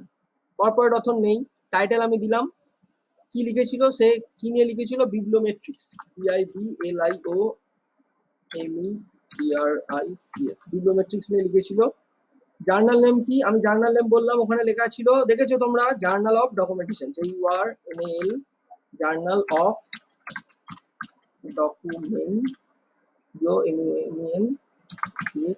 ডকুমেন্টেশন। ইয়ার কত সালে রিলিজ হয়েছিল, কত সালে রিলিজ হয়েছিল, 1969 ছিল না, বলবি তোরে? স্যার মনে হয় 65 ছিল, একবার দেখুন তো, ভুলে গেছি। 65 ছিল, এই তো না, 1969 ছিল, এই তো দেখ, হ্যাঁ স্যার, আমি একটু মনে রাখছি। 1969 ছিল, 1969 ছিল, তাহলে ইয়ার 1969। আর হচ্ছে পেজ নাম্বারটা কত ছিল, 348 থেকে 349, 348 থেকে 348 থেকে 349, 49, 48 থেকে 49, 49, জার্নাল অফ ডকুমেন্টেশন। হলো ক্লিয়ার এই পর্যন্ত? বলো বুঝতে পেরেছো? আমি ওকে মারলাম, দেখো সঙ্গে সঙ্গে কি হবে, সঙ্গে সঙ্গে এখানটা একটা পিচার্ড কমা দিয়ে 1969, এটাকে বলে ইনলাইন সাইটেশন। কি বলে এটাকে, বলে সাইটেশন বা ইনলাইন সাইটেশন। খাতায় খুলে লিখে রাখো, সাইটেশন মানে হচ্ছে, সাইটেশন মানে হচ্ছে যে অথর, তাকে তুমি ক্রেডিট দিচ্ছ, তাকে একটা কি করছো, তাকে একটা ক্রেডিট দিচ্ছ।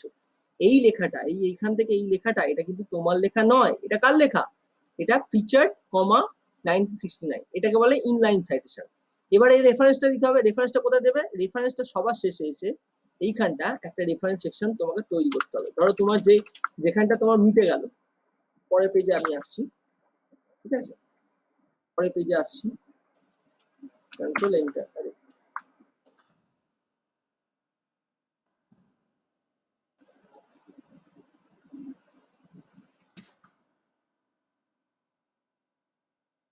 পরের পেজে আসছি। এখানটা ধরো আমি একটা রেফারেন্স সেকশন তৈরি করছি, REFER, বিবলিওগ্রাফিক রেফারেন্স, নাম দিচ্ছি বিবলিও, স্যার শুধু বিবলিওগ্রাফি দিলে তো হবে, আমরা তো না শুধু না না বিবলিওগ্রাফি নিয়েই তো করছি। না, বিবলিওগ্রাফি দিলে হয় না, বিবলিওগ্রাফি জিনিসটা আলাদা আর রেফারেন্স আলাদা।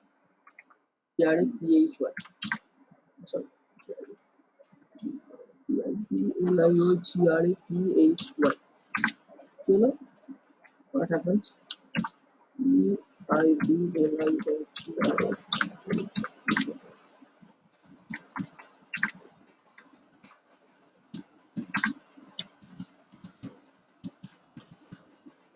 বিবলিওগ্রাফিক রেফারেন্সেস মানে হচ্ছে ফুল রেফারেন্স, ঠিক আছে।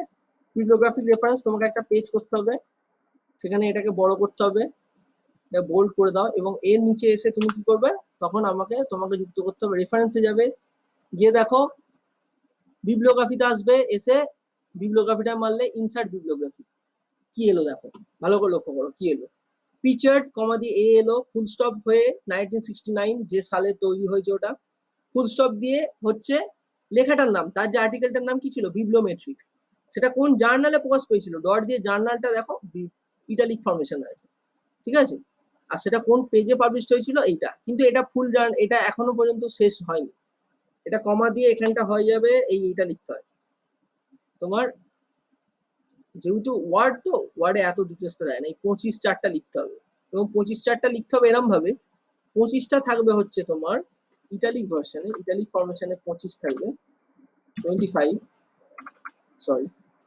ID 25, and italic formations of করে দিয়ে হবে 4 নাম্বার 4 কমা, তারপরে এটা মানে হচ্ছে 25 ভলিউম, 25তম ভলিউমে বের করেছিল 4 নাম্বার, 4 হচ্ছে তার নাম্বার। জার্নাল গুলো বার হয় কি বলতো, ভলিউম অনুযায়ী, এত ভলিউম এত নাম্বার, ঠিক আছে, এইভাবে বার হয় জার্নাল গুলো। তাহলে এইটা হলো তার ফুল রেফারেন্স। বলো ক্লিয়ার এই পর্যন্ত? কিভাবে হলো বুঝতে পারা গেছে? হ্যাঁ, এরপর কিন্তু যেখান থেকে যখন তোমরা এ করবে, আমি একটা কথা বলে দিচ্ছি, আজকের পর থেকে যত তোমরা, আচ্ছা এটাকে বলে রাখি, এটাকে কেউ কিন্তু এইভাবেই রেখে দেবে, ঠিক আছে? এটাকে কেউ বোল্ড ফোল্ড কিছু করতে যাবে না। বোল্ড করতে পারো, বাট বোল্ড করার নিয়ম নেই। অনেকে আবার বোল্ড করে রেখে দেয়, ঠিক আছে? এটাতে ক্লিক করলে কি, এখানটা ক্লিক করলে দেখো এডিট সাইটেশন আছে, এডিট সোর্স আছে, convert citation into static text, ঠিক আছে? আর update citation and bibliography. Update citation bibliography click করলে যদি তুমি কোনো কিছু চেঞ্জ করো, এডিট করো, তাহলে সেটা আপডেট হয়ে যাবে নিচেটাতেও। কিরকম আমি একটুখানি দেখাই। ধরো তুমি এটাকে এডিট করছো, এডিট সাইটেশনে ক্লিক করলে, ঠিক আছে? পেজ নাম্বার, অথর, ইয়ার, ধরো ইয়ারটাকে তুমি চেঞ্জ করছো, সরি না, এডিট সোর্সে ক্লিক করলে ধরো ইয়ারটাকে তুমি চেঞ্জ করে এটা কি করে দিলে, 70 করে দিলে, ওকে মারলে, ঠিক আছে? 70 করে দিলে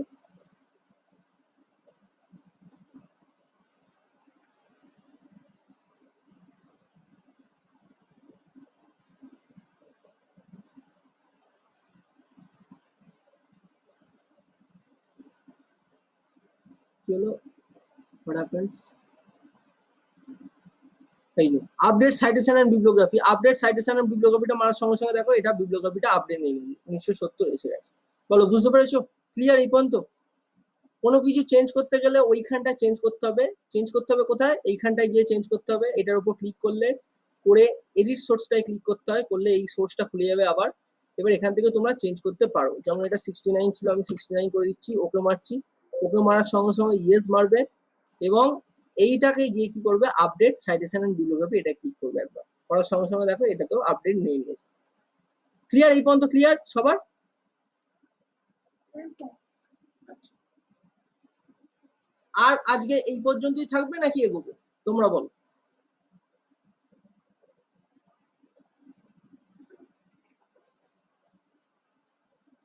এই পর্যন্তই থাক।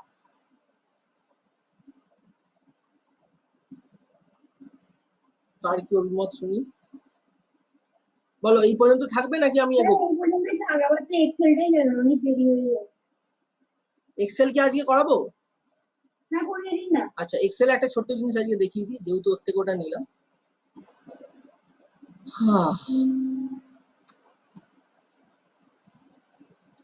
দেখো ও যেটা করেছে খুব সুন্দর করেছে, সিরিয়াল নাম্বার দিয়েছে, ঠিক আছে?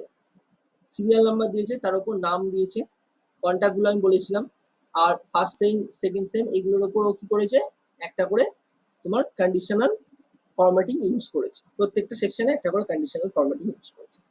এবার যেটা সবচেয়ে গুরুত্বপূর্ণ বিষয়, এটাকে আমরা কি করব, একটা টেবিলে রূপান্তরিত করব। কি করব, একটা টেবিলে রূপান্তরিত করব। টেবিলে রূপান্তরিত করার সময় আমি আগের দিন দেখিয়েছিলাম যে ফিল্টার, আর এইটা যে ফাইন্ড সেকশনস গুলো, আর তোমাকে ফিল্টার এন্ড সর্ট এই জিনিসটা বুঝিয়েছিলাম। তো তো এইটা আমি যদি টেবিলে কনভার্ট করে দিই, যদি আমি কি করি, টেবিলে কনভার্ট করে দিই, ফরম্যাট অ্যাজ টেবিল যদি আমি করি, ফরম্যাট অ্যাজ টেবিল যদি আমি করি, দেখো যে কোনো একটা টেবিলের আমি নাম নিলাম, এইটা নিলাম।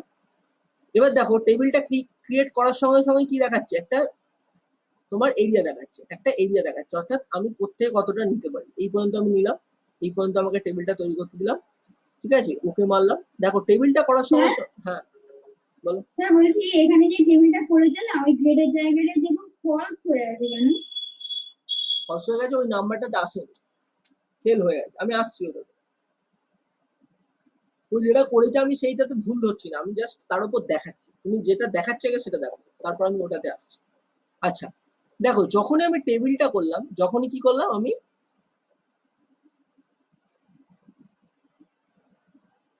কি করলাম বলো, যখনই আমি টেবিলটা করলাম, বলো, টেবিলটা যখনই আমি করলাম, দেখো প্রত্যেকটার মাথায় কি একটা করে এই যে শর্ট ফিল্টারটা পড়ে গেছে, আমি ফিল্টার এখান থেকে করে নিতে পারবো। আমি এখান থেকে এবার ফিল্টারে সাজিয়ে নিতে পারবো। বলো বুঝতে পেরেছো? এখান থেকে ফিল্টারাইজ করা যায়। ধরো আমি শুধুমাত্র সবার দেখতে চাইছি না, আমি শুধুমাত্র দেখতে চাইছি গোড়া আর ছবির নাম্বারটা, ওকে মারলাম, শুধুমাত্র দুটো চলে এলো, তাহলে এখান থেকে ফিল্টারাইজেশন হয়ে যাচ্ছে। এটা হচ্ছে টেবিলের গুরুত্ব। আচ্ছা, টেবিলের সেকশনটা আরেকটা কি আমি তোমাকে বলি। ধরো টেবিলের মধ্যে তুমি পরের সেকশনটা আসতে চাইছো, ভালো করে একটা জিনিস লক্ষ্য করো, ভালো করে একটা জিনিস লক্ষ্য করো। আমি এরপরে যদি আচ্ছা এটাকে আমি পুরোটা করে দিই, ওকে মারি। আচ্ছা ধরো এই টেবিলটা যে তৈরি হয়ে গেছে, তো এরপর আমি ধরো 10 নাম্বারটা করেছি, আমি 11 নাম্বারটা করতে চাইছি। যখনই আমি ট্যাব মারলাম, এটাতে কি করলাম, আমি 11 লিখলাম, দেখো অটোমেটিক্যালি এইগুলো কিন্তু যা যা ফরমেশনে ছিল সেই সেই ফরমেশনে নিয়ে নিল। বলো এইটুখানি বুঝতে পারা গেছে কি বললাম? এবার ধরো আমি এখানটার নাম দিলাম, একই নাম দিচ্ছি কোনো একটা গোড়া, জিও আর গোড়া, ঠিক আছে। এবার তার যে কোনো একটা নাম্বার দিয়ে দিচ্ছি, সাপোজ ফার্স্ট টাইমে সে পেয়েছে ধরো দিয়ে নাও 400 ধরে নাও, সেকেন্ড টাইমে পেয়েছে 178, 225, 322। দেখো আমাকে কিন্তু এইগুলো ক্যালকুলেট করতে হলো কি? ক্লিয়ার? এই পর্যন্ত টেবিলটা নেওয়ার কারণটা কি? যদি টেবিল না নিতে, ভালো করে বোঝো জিনিসটা, যদি টেবিল না নিতে তাহলে কিন্তু আমি যখনই বাড়াতাম তার আন্ডারে এইগুলো পড়তো না, পরপর পড়ে যেত না। ক্লিয়ার? বুঝতে পেরেছো সকলে? পরপর পড়ে যেত না এবং এই জিনিসটা হতো না, এই যে শর্ট আপটা হতো না। এবার ধরো তুমি বলবে যে তাহলে আমি টেবিলটা মুছবো কি করে? এখন তো টেবিলটা আমি নিয়ে নিয়েছি, এবার আমি টেবিল চাই না, টেবিল ফরমেশন চাই না, আমি এটাকে মুছবো কি করে? তাহলে তোমাকে ডিজাইনে আসতে হবে। কোথায় আসতে হবে? ডিজাইনে আসতে হবে। সেখান থেকে দেখো এইখানে কনভার্ট টু রেঞ্জ, রেঞ্জ মানে হচ্ছে জেনারেল, রেঞ্জ মানে হচ্ছে নর্মাল ফরমেশন। আমি এটা ক্লিক করার সঙ্গে সঙ্গে লেখা দেখাচ্ছে, do you want to convert the table in normal range? Normal range মানে তুমি কি নর্মাল রেঞ্জে ফিরিয়ে নিয়ে যেতে চাইছো এটা? ইয়েস মারো। দেখো টেবিলটা উড়ে চলে গেল, কিন্তু টেবিলটা উড়ে চলে গেলেও একটা ফরমেশন রয়ে যায়, এটা ফরম্যাটে যেতে হয়, ঠিক আছে, সেই ফরমেশনটা রয়ে গেছে। বলো বুঝতে পেরেছো? ক্লিয়ার এই পর্যন্ত? ক্লিয়ার তো? আমি এইটাই দেখাতে চাইছি। আচ্ছা এবার একটা জিনিস দেখাতে চাই,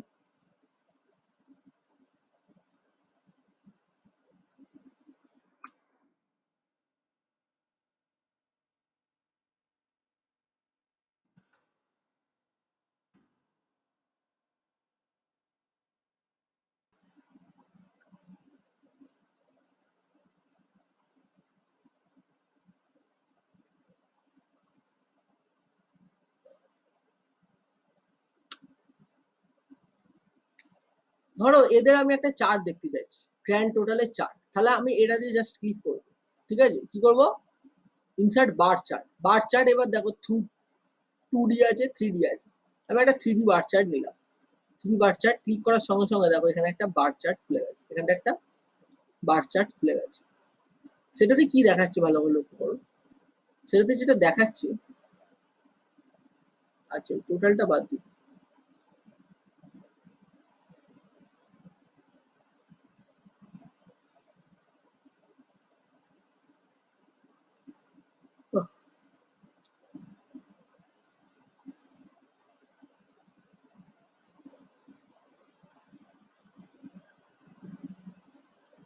সরি ফোন নাম্বারটা পড়েছে না, গন্ডগোল হচ্ছে।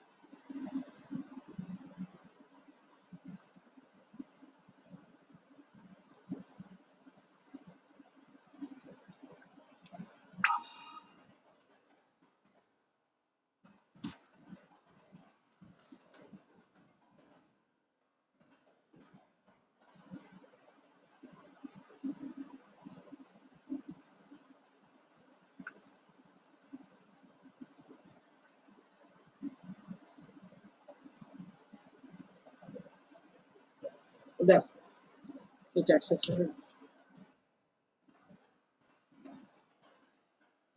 দেখো কি এলো। আমি কি করলাম, ওই ফোন নাম্বারটা বাদ দিয়ে দিয়েছি, বাদ বাকি এই সেকশনটা নিয়েছি। দেখো এখানে অনি, বনি, ছবি, গোড়া আর হিমেশ, এরা কোন সিরিজে কত নাম্বার। এবার এগুলো দেখো নিচে সিরিজ হয়েছে, তো সিরিজ 1, সিরিজ 2, সিরিজ 3। তাহলে এটাকে তোমাকে চেঞ্জ করতে হবে, সিরিজ 1, সিরিজ 2, সিরিজ 3। এটাকে চেঞ্জ করার সঙ্গে সঙ্গে এগুলো ঠিক হবে।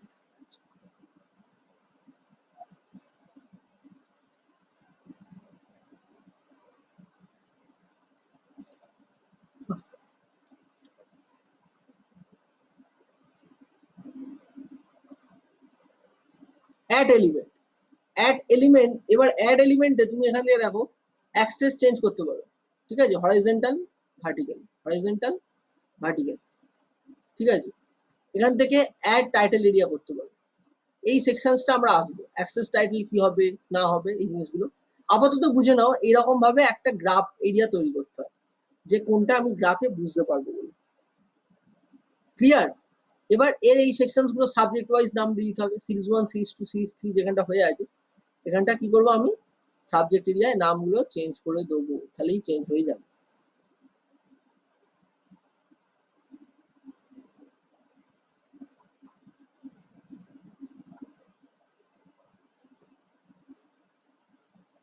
এখানে বিভিন্ন লেআউট দেখতে পাবে, বিভিন্ন রকমের লেআউট তোমরা নিয়ে নিতে পারো, যে কোনো লেআউট।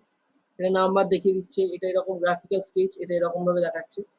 বিভিন্ন রকমের লেআউট আছে, এটা এইখান থেকে সেকশন থেকে দেখতে পাবো। আচ্ছা, আজকে অনেকটা ক্লাস হয়ে গেছে অলরেডি, অনেকক্ষণে। আমি এখানে এন্ড করছি আজকে। পরের দিন আমি ওয়ার্ডটা শেষ করিয়ে তারপর এক্সেলে ঢুকবো, এক্সেল সেকশনটা, কারণ ওয়ার্ডটা আমাকে অনেকে বলেছে যে ওয়ার্ডটাকে শেষ করে দিন। বুঝতে পারা গেছে কি বলছি? স্যার হ্যাঁ বলো। স্যার বলছি যে আমাদের জাভা ক্লাসটা না মানে চালু করলে খুব ভালো হতো, কারণ কি অনেক প্রোগ্রামিং বাকি আছে যেগুলো পরীক্ষায় আছে। পরীক্ষা তো আমাদের এই জুনেতে। আমি কি করবো, তোদের তো সবাই ক্লাস করছে না, আর সবাই ক্লাস করছে না। তাছাড়া ব্যাপারটা হচ্ছে যে এখন তো তোদের টিচারকে যে বলবো একটা ক্লাসের পেছনে তো উনি অনেক টাকা চেয়ে বুঝবে। কেসটা কি বুঝতে পেরেছিস? সেটাও ঠিক। সবাই তো মাইনেও, কেউ তো মাইনেও খুব কম দিচ্ছে, আর তারপর আমি কি করে করবো বল? একটা তো সেন্টার তো চালানোই যায় না এরকম ভাবে, ঠিক আছে? হ্যাঁ তো সেন্টারই তো বন্ধ হয়ে যাবে। স্টুডেন্টরা যদি না হেল্প করে তা আমি কি করতে পারি, তাই না? বোঝা গেল কি বলছি ঠিক আমি? আছে। হ্যাঁ দোষটা তো আমার নয়, আমি তো শেখাতেই চাইছি, আমি তো তোদেরকে দিতেই চাই। কিন্তু স্টুডেন্ট যদি না ক্লাস করে, তুই একা ক্লাস করছিস, বাকি খুব কম, রিক আসে, ঋত্বিক আসে, ঠিক আছে, আর বাকি কারো নেই। এবার তোদের দুজনের জন্য একটা টিচারকে যদি আমি বলি, সে তো ওরকম দুজনের জন্য শুনবে না, তিনি তো ফুল পেমেন্ট চাইবেন। কথাটা বুঝে হ্যাঁ যায়, সেটাও ঠিক। হ্যাঁ বুঝে গেছে? ওই জন্য এই ব্যাপারটা হচ্ছে, প্রবলেমটা হচ্ছে। তবু আমি বলবো, তোর কথাটা মাথায় আছে, আমি দেখছি। কারণ আমি এই রবিবারে আমি আলোচনা করবো দাদার সঙ্গে একবার, ঠিক আছে? হয়তো স্ট্রেস হয়েছে। হ্যাঁ বেশ। আচ্ছা।